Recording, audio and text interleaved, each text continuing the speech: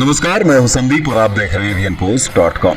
बिहार और झारखंड में कर्मा पर्व प्रमुखता से मनाया जाता है। भाद्रपद शुक्ल पक्ष एकादशी तिथि को हर साल यह पर्व मनाई जाती है। भाई बहन के स्नेह और प्रेम की निशानी के रूप में मनाया जाने वाला यह पर्व बहुत ही पावन है।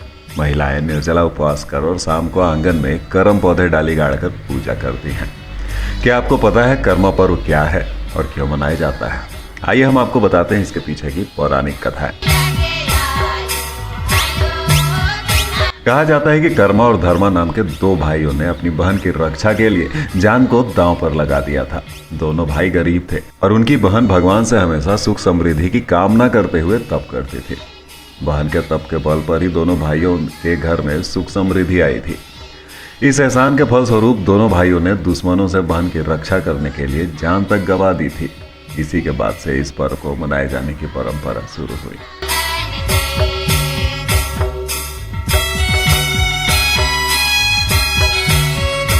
इसके अलावा इस पर्व से जुड़ी एक और कहानी है। एक बार कर्मा परदेश गया और वहीं जाकर व्यापार में रम गया। बहुत दिनों बाद जब वह घर लौटा तो उसने देखा कि उसका छोटा भाई कर्मा करम डाली की पूजा में लीन है। धर्मा ने बड़े भाई के लौटने पर कोई खुशी नहीं जताई और पूजा में ही लीन रहा। इस पर कर्मा गुस्सा हो गया और पूजा के सामान को फेंक कर झगड़ा करने लगा। धर्मा चुपचाप सहता रहा। वक्त के साथ कर्मा की सुख समृद्धि खत्म हो गई। आखिरकार धर्मा को दया आ गई और उसने अपनी बहन के साथ देवता से प्रार्थना की कि भाई को क्षमा कर दी जाए। एक रात कर्मा को देवता ने स्वप्न में करम डाली की पूजा करने को कहा। कर्मा ने वही किया और उसकी सुख समृद्धि लौट आई। तो ये थी इस पूजा के पीछे की पौराणिक कथाएं। आइए देखते हैं रांची में किस तरह से मनाई गई करम पर्व।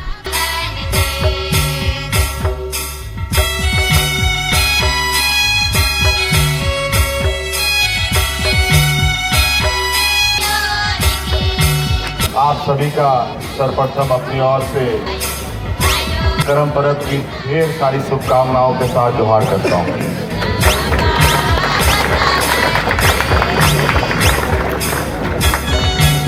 हमें करम पर्व के विषय में बताने की आवश्यकता नहीं है।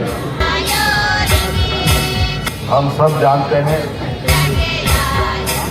पूरा झारखंड जानता है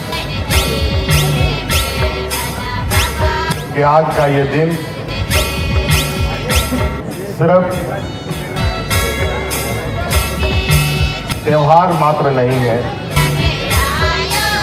बल्कि इस पर्व से कई सारे संकेत निकलते हैं, कई सारे संदेश निकलते हैं।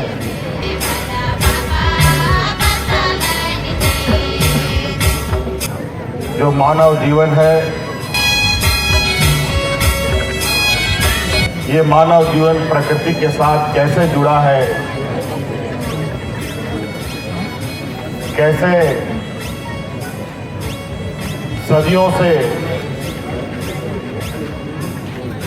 प्रकृति ने हमें संभाला, हमने उसे संभाला और एक लंबी दूरी तय करके यहाँ तक हम लोग पहुंचे।